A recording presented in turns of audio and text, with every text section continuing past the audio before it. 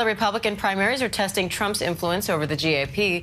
The Democratic primaries are testing the power of the moderate and progressive wings of that party. 538 senior elections analyst Nathaniel Rakich joins me live now for more on that part of the equation.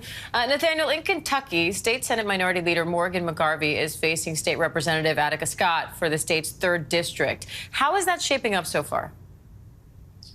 Yeah, so McGarvey is kind of the establishment pick. He has the endorsement of the outgoing representative. He's still pretty liberal, though. On the other hand, Scott, who's challenging him from the left, she is definitely kind of more purely progressive. She supports defunding the police, for example. She would also be Kentucky's first Black member of Congress. So I'd have to give McGarvey the edge at this point, given that he has spent more money and stuff like that. But it is competitive. Now, there are competitive races also in North Carolina where outside spending is playing a big role. How could that affect the makeup of the state's representatives? Yeah, so the most expensive primary in North Carolina history is taking place today in the 4th district, which is an open, safely blue seat.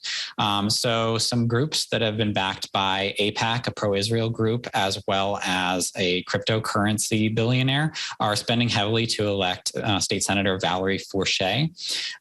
She's more establishment in terms of her ideology. She's also facing two slightly more progressive options. You have a local county commissioner, Nida Alam, and then you also have singer Clay Aiken of American Idol fame.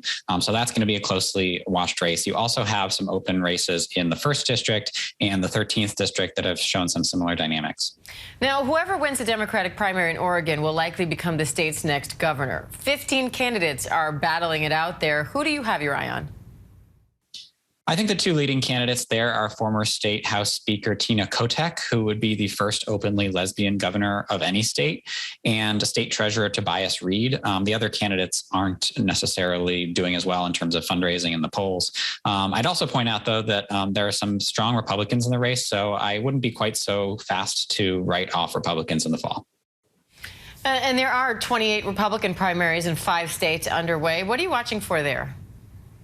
Yeah, the big races there are obviously in Pennsylvania for the U.S. Senate and for governor. Trump has made a pick in both of those races. For Senate, he's endorsed Mehmet Oz, a celebrity physician. But a lot of people feel like Oz isn't conservative enough. He's taken liberal positions in the past on abortion, for example. And so author Kathy Barnett, who is much more of a kind of gung-ho Trump conservative, she's been surging in the polls. And then for governor, Trump's pick, Doug Mastriano, looks like he's the favorite.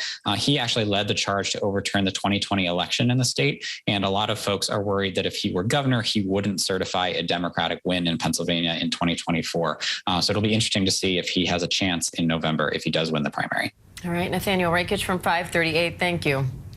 And Thanks. For more information on the midterms and all things politics related, you can scan the QR code in the lower right corner of your screen. There you will find the latest on the 2022 primaries. Hi, everyone. George Stephanopoulos here. Thanks for checking out the ABC News YouTube channel. If you'd like to get more videos, show highlights, and watch live event coverage, click on the right over here to subscribe to our channel. And don't forget to download the ABC News app for breaking news alerts. Thanks for watching.